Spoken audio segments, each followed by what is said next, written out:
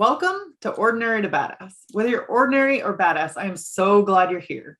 Today's guest is Marie Alessi. Marie, thank you so much for being here. Excited to have you on the show.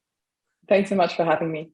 So before we go any further, I've got to ask you, do you consider yourself ordinary or badass? Completely ordinary. Just kidding. Badass, of course. Otherwise, I wouldn't be here. So have you always felt like a badass?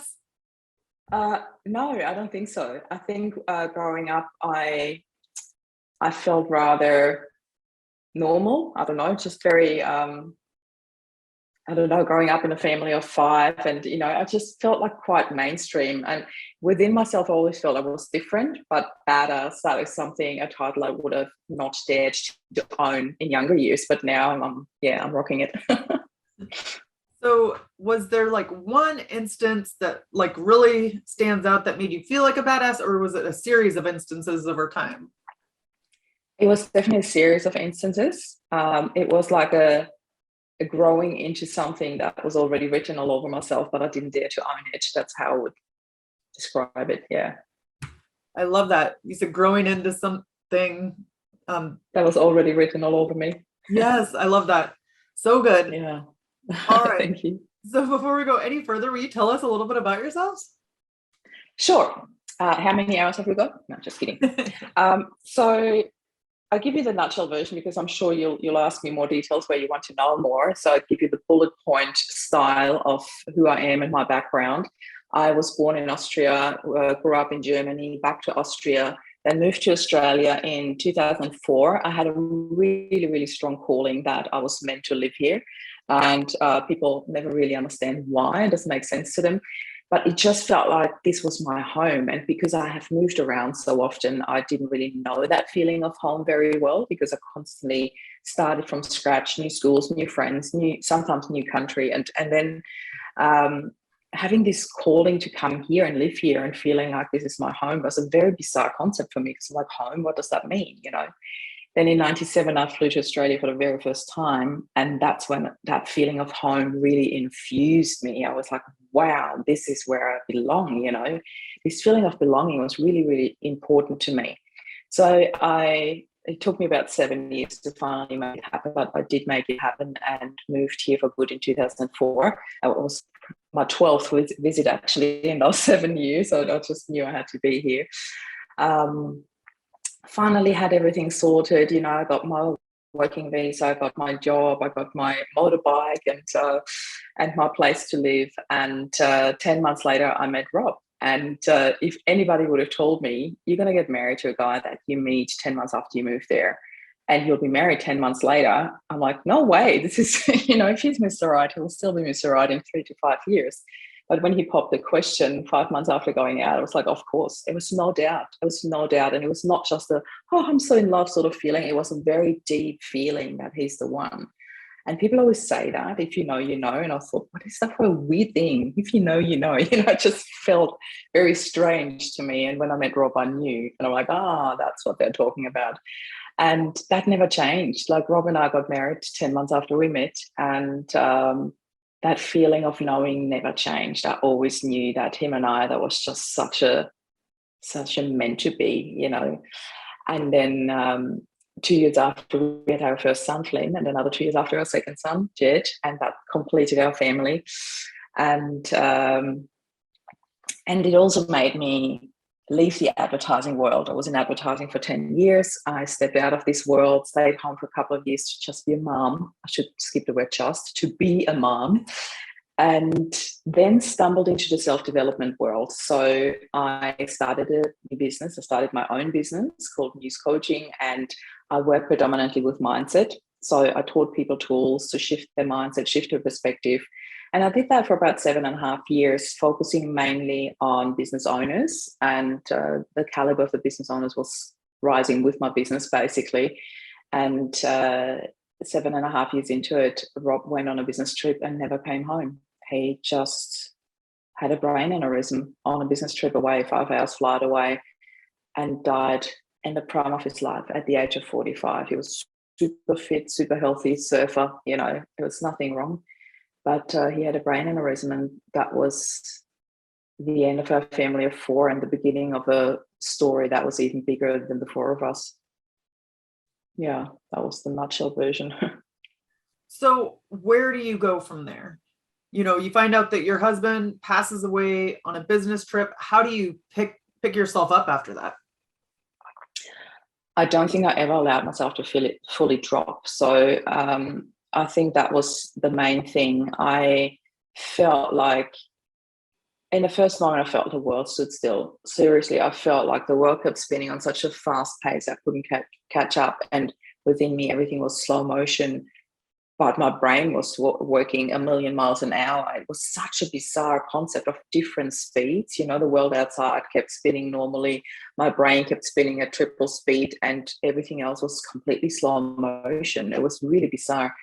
And it just hit me because it was so unexpected. And yet a tiny, tiny little part of me kind of knew it was something that was really hard to describe. But I felt strangely prepared for that moment and didn't even realize it was just something that came bit by bit after Rob's passing. And I think, or I know now, the worst thing I ever had to do in my entire life was telling the boys. They were only 8 and 10 at the time. So having to break those news to them was really, really heartbreaking and heart-piercing. It was just that the crying and the screaming, it was just something I was absolutely not prepared for. But I literally had 3 seconds to prepare myself to tell them when I was walking downstairs from my bedroom where I had received that phone call. So I shared the news with them. We hugged, we cried, we did everything that you can only imagine in that moment, There were questions from my boys, and one of them was from my older son. He said, "Who's going to look after us now, Mum?" And I said, I will look after you, Flynn, and it was just that moment. I didn't realize how important it was in that very moment that I said it out loud. It was like a promise that I had made. That was important for all three of us to hear me say it out loud, to make this promise. And that became the base for everything for me, that whole, I'm it now. I'm a sole parent. And interestingly enough, that sole parent didn't hit me till like 3.5 years after Rob passed. I always refer to myself as a single parent, but I'm not.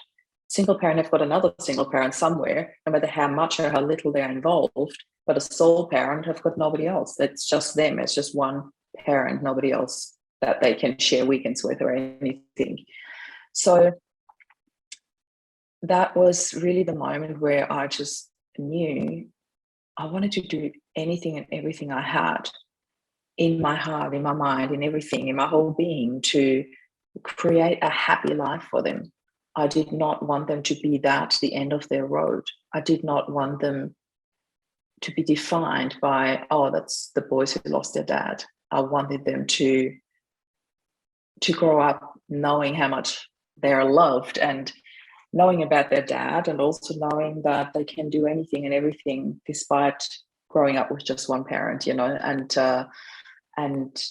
that defined my entire mindset, my entire choices, my being, my everything. And I remember we had to fly to Perth the next day, which is 5 hours flights away from us, to identify Rob's body. We did that, the three of us together, because I just knew there was no way. Their dad just flew to the other side of Australia and didn't come back. There's no way I can do that on my own.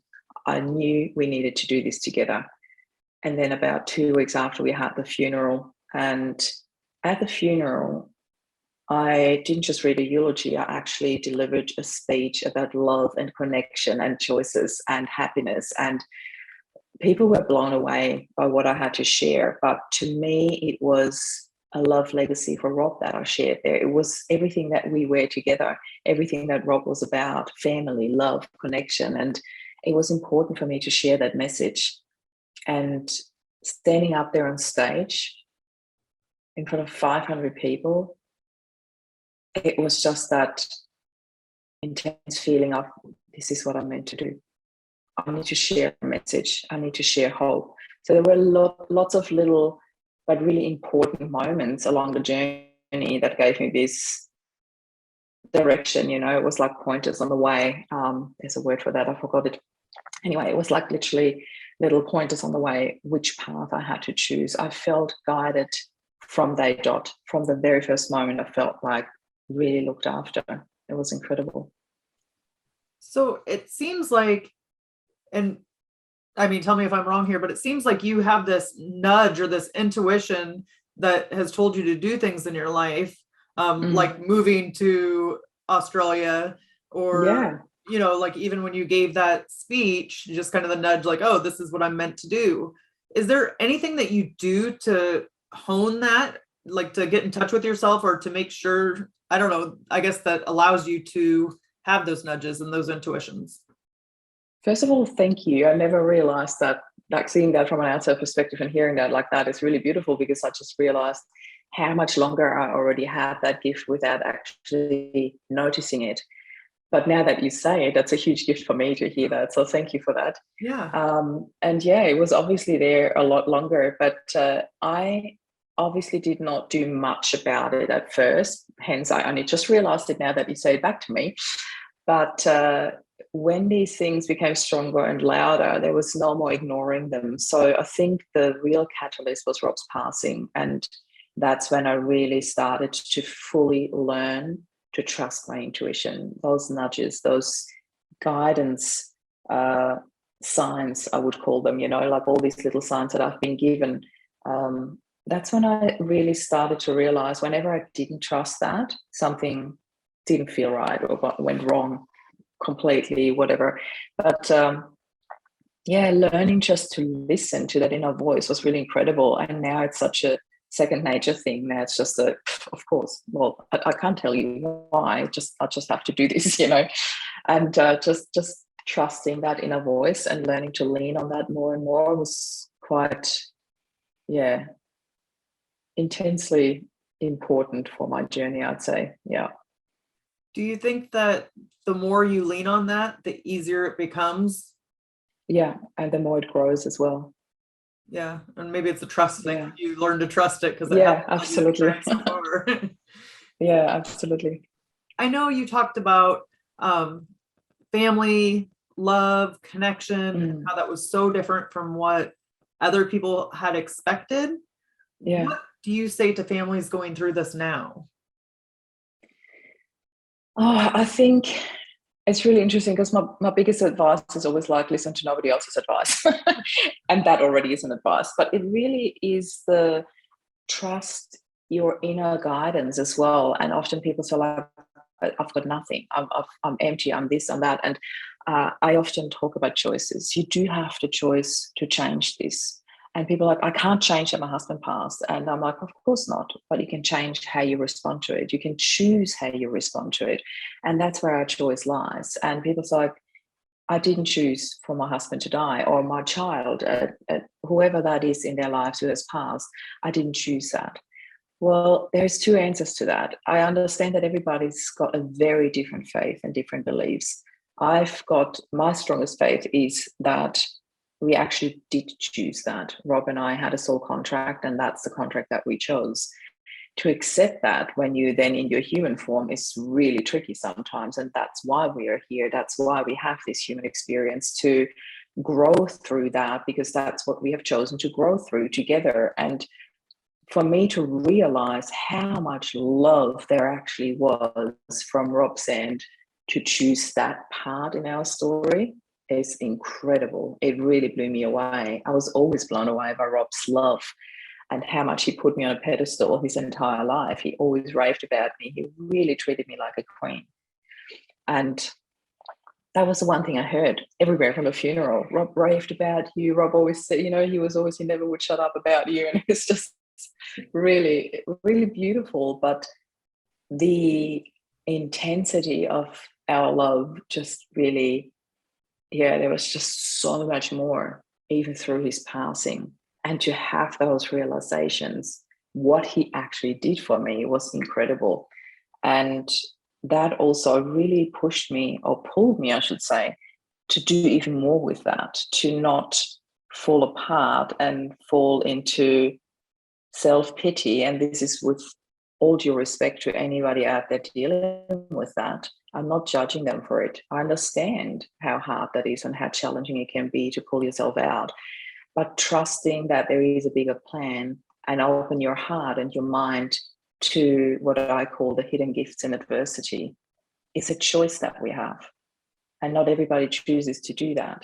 But those who do are just so blessed, you know. It's really incredible when we open our hearts to that and look at the gifts that we receive throughout somebody's passing. I believe that is a choice that people have made. And again, I understand that everybody's got a different belief, but that is mine. And that is just really a huge gift, I should say. Yeah. So something I haven't talked about a lot on this podcast, my former stepdaughter took her life at 17. And so it was definitely, you know, something that was super hard to cope with and to figure out how to navigate. I know one thing that helped me was setting aside time to grieve every single day. Like, okay, from 4 to 4:30, I can cry. Because you know, you don't want to cry at work, or you don't want to cry certain places, but then you also don't want to forget your loved one. Was there anything that you did, or any tips that you have that helped you grieve, so that maybe it's something somebody else can consider? Yeah, absolutely. First of all, though, I want to say I think it's incredible, because one of my longest standing clients, she did the exact same. She set an hour per day aside after her husband died, but they had quite accumulated grief. They had 3 losses within 1 year in the family, and her husband obviously being her closest one. And she said she could not allow herself to fall apart. She had the kids to look after, and she set aside 1 hour a day as well. So first of all, I want to say, whatever works for you, really whatever works for you. And I'm not saying that in a sort of talking down way at all. It's a whatever works for you, do that. You know, trust that. Trust your inner guidance. Trust your inner needs, what you have within you, that what you need. Trust that and do that, because you will see that society tries to push you into a cookie cutter approach of grief and how you're supposed to grieve. And that is usually for a widow. You're supposed to fall apart for at least a year, wear black. I mean, it's ironic because I'm wearing black today, but it's actually not my usual chosen color. And I wore colors. I walked around and did whatever I felt was right for me. And for me, having my children was certainly an absolute bonus, because I had them to guide. Like, for me to guide them, but also them to guide me. There was such a strong triangle to really trust the process, what they needed, what I needed. And very often what we needed was very different. You know, what one son needed was the complete opposite from what my other son needed, and they swapped over, but it was never the same. So that was really challenging and tricky, but also a way to keep things open for different ways of dealing with it.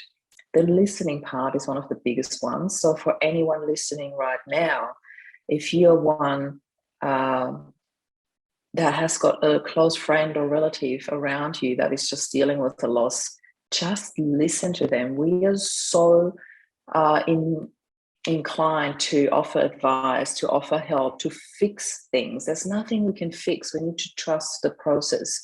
There is no fixing grief. There's just living through it. And for me, there are 2 ways of doing that.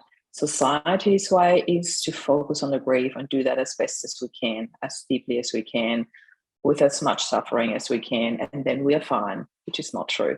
My way of dealing with it is focusing on happiness, on healing, on where I want to be. And by me focusing on healing, what can I possibly do to heal? The grieving process happened along the way anyway. There is no stopping grief. There's probably a suppressing grief. I'm not sure if that really works well. It probably works on the outside, but still not on the inside. So I really believe there is no suppressing or stopping or pausing grief. There is just ignoring it, trying to ignore it. It always comes up anyway. Anything, any emotion that you try to ignore still comes up. So by me focusing on the healing process, what can I possibly do today or right now, just in a moment, to be a little bit happier, to focus on happening? And sometimes it's literally just take that one breath. Just listen to me right now. Just take one breath with me. it instantly brings you back into the moment.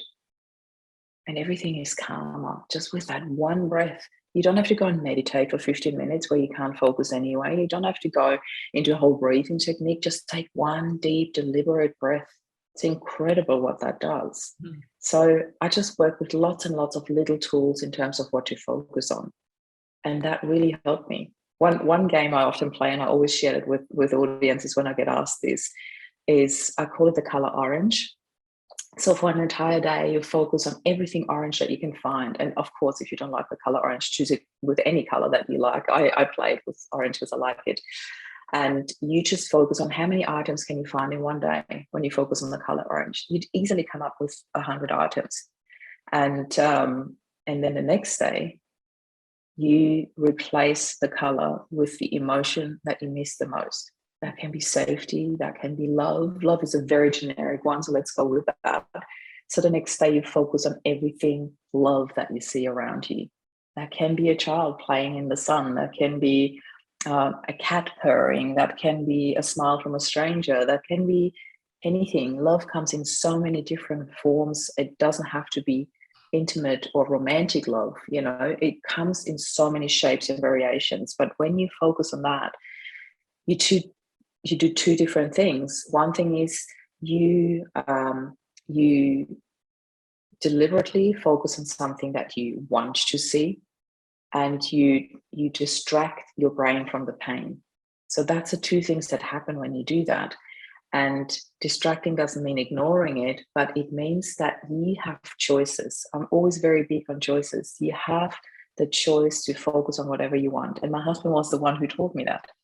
So I always say happiness is a choice. Healing is a choice. It's just something that we often don't realize when we're in the moment, because the grief can feel extremely heavy and dragging us down. So reminding ourselves that we do have choices is really important. Yeah, and I thought it was interesting how you said it doesn't mean distracting, because that was something I was going to ask you is, Yeah. how do you advocate healing for yourself, for your kids, especially for your kids too, without feeling like you're just trying to distract them or cover it up and, not experience the pain? Yeah.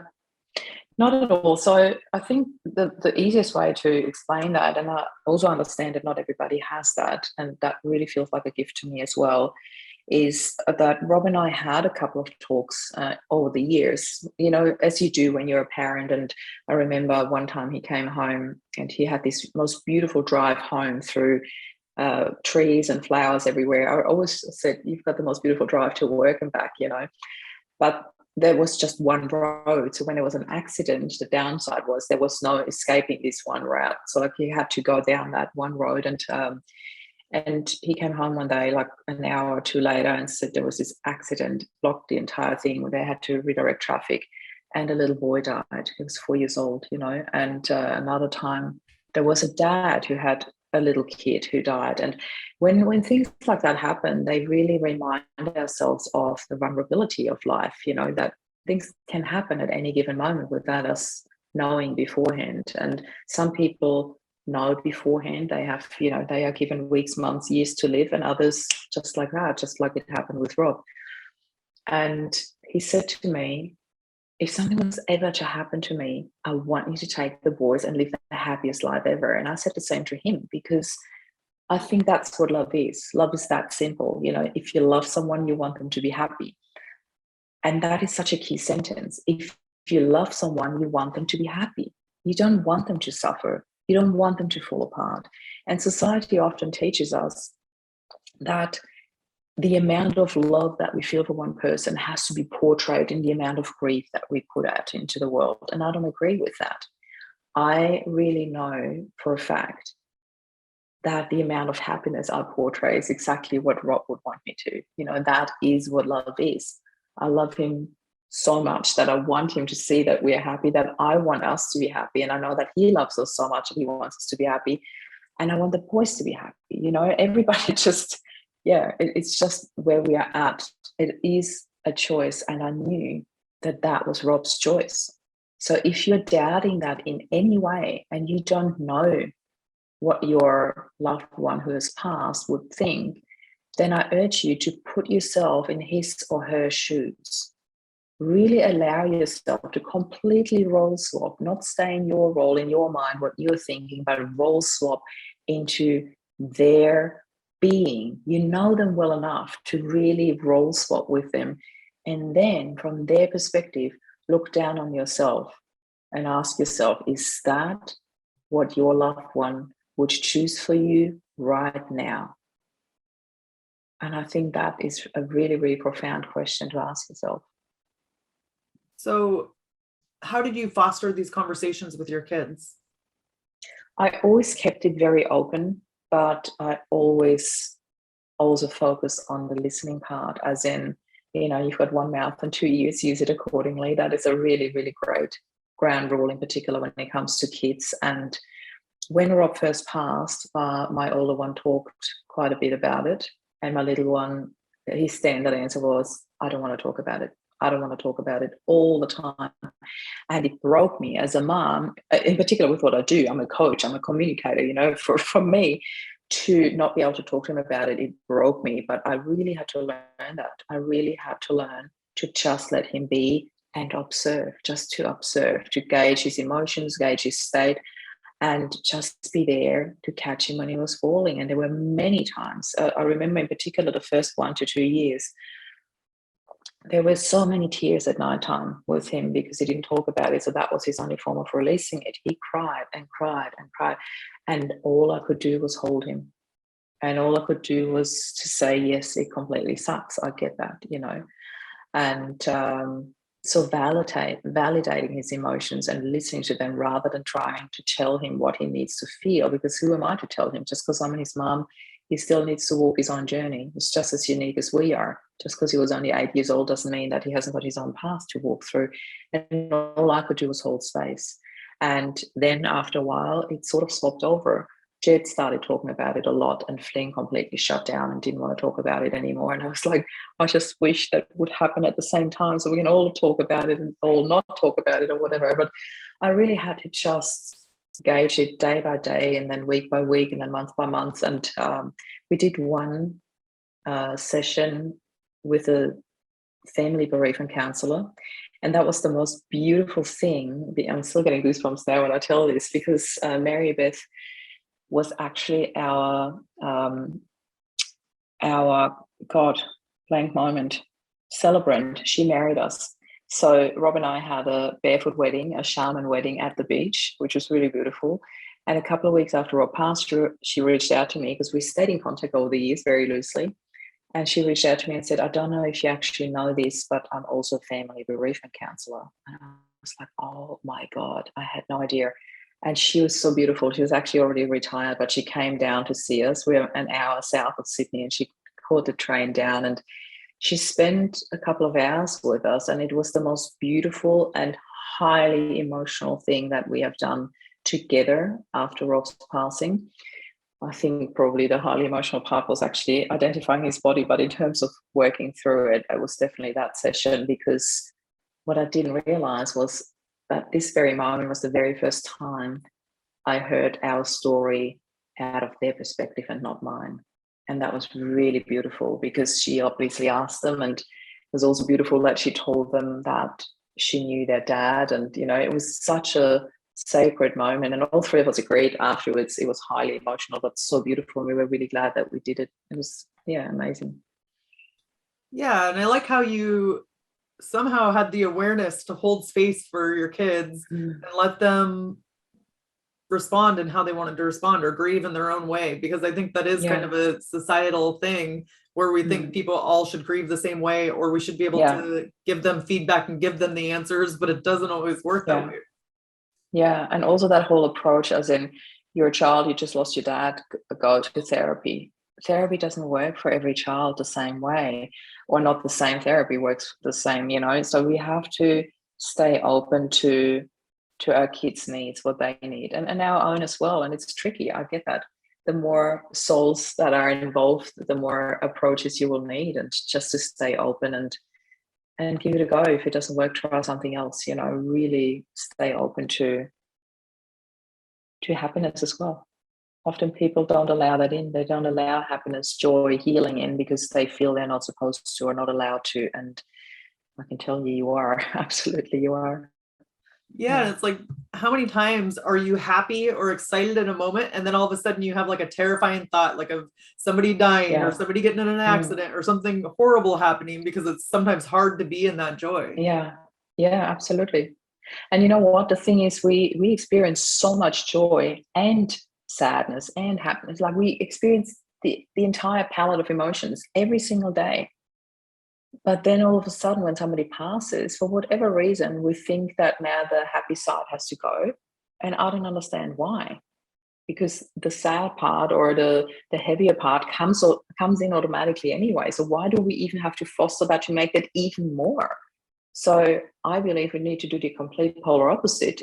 And now that sadness is taking over and the heaviness is taking over, that's when we need to focus on happiness and joy even more so, to keep that balance, because life is always about balance. It's never only happy or only sad. Right. But for whatever reason, we all of a sudden think that now we're only supposed to be sad. And I don't agree with that.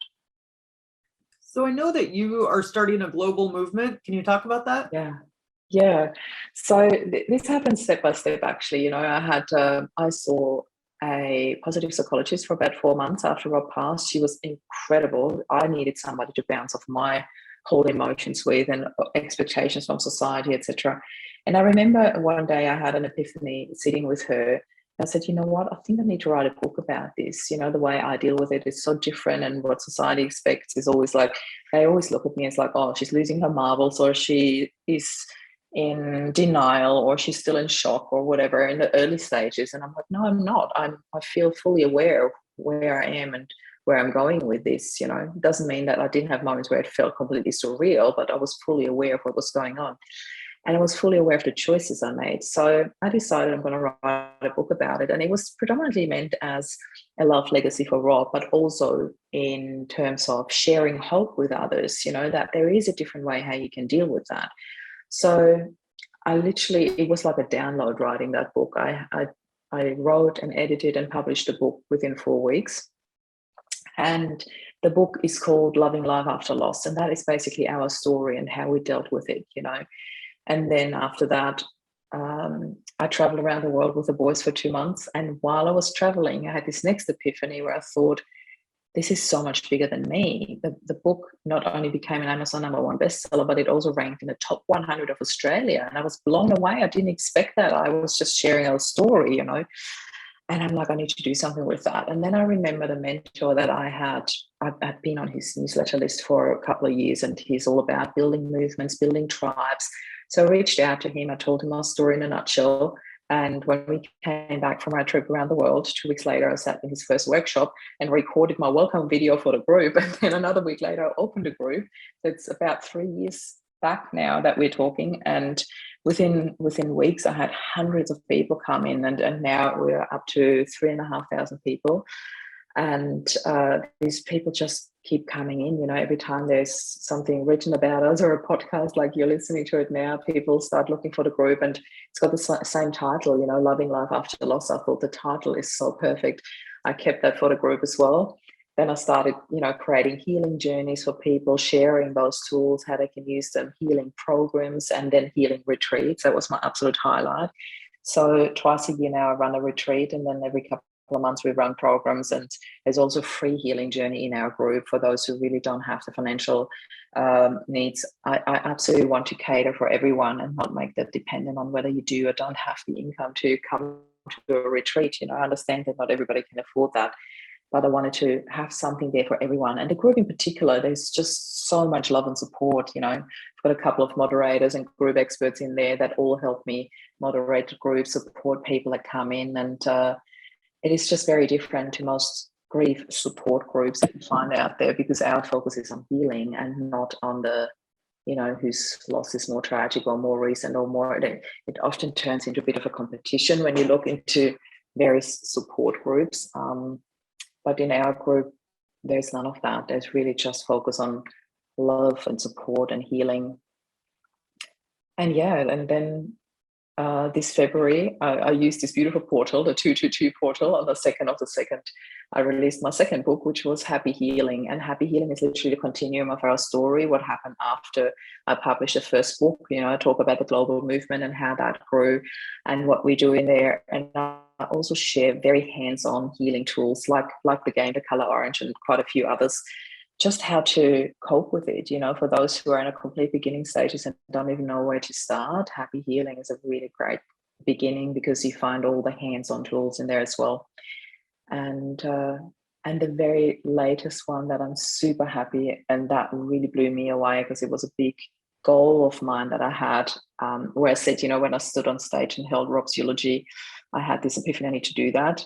I recently had the absolute honor to do a TEDx talk, and the TEDx talk was redefining our image of the widow. So you'll find that on TEDx and on YouTube as well. And yeah, that's what I'm doing. That's what I grew out of all of that. So it's quite incredible how that happened. No, I love the work that you're doing. I think it's so important. And I just want to honor you for doing it because life after death. Thank you. Yeah, I think life after death is kind of a turning point for people. You can either kind of go down and carry that baggage forever and it just gets heavier. Absolutely. And heavier, or you can use it to kind of propel you forward. So thank you for doing the work you're doing. It's a choice, isn't it? It is. It is. So let's end with a tip to encourage women who are in the arena fighting for the life that they want. Oh, wow. Okay. I think the most important part is I believe that we as human beings, in particular women, I shouldn't say that, but I am, are highly intuitive. We really are. And often we don't realize how intuitive we are.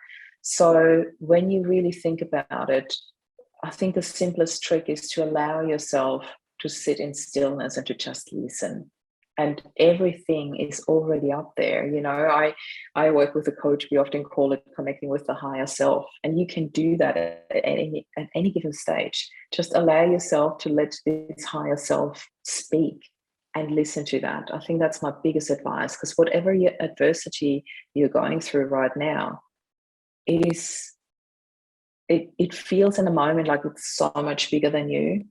And sometimes it is in the most positive way. Like, when I created this movement, this was so much bigger than us, but not bigger than me as in it's drowning me, it's crushing me. It really elevated me. It empowered me to step up and do something and share the message. And I think that a lot of you out there listening to this right now have got something incredible, yet you might not have found your platform yet how to share that. And I just want to encourage you to listen to that inner voice and to act upon it. So good. How can we connect with you and find out more about you and your books and all that? I think the easiest way is my first name, last name.com. So it's mariealessi.com is my website. And you find everything on there. The link to my TEDx talk, to my programs, to my books, to book a chat with me. If you just want to reach out to me directly and just have a chat, I encourage you to do that. I offer like little slots for people to just come in and have a conversation. We're more than happy to nudge them in the right direction. And that's not always just me. There's so much more out there, like just because people come to me or come into my movement doesn't mean that I've got all the answers for them, but I can often direct them to somebody else who does. So I'm always open to just listen to people and trust my intuition, whatever comes up when I talk to them, and nudge them in the right direction. Marie, thank you so much. You've been a total badass and I've enjoyed hearing you. Thank you so much for having me. I really enjoyed that. Thank you. And with that, we'll end our show. To all the badass women out there staying in the arena, wherever you are, whatever you're doing, own it and get after it.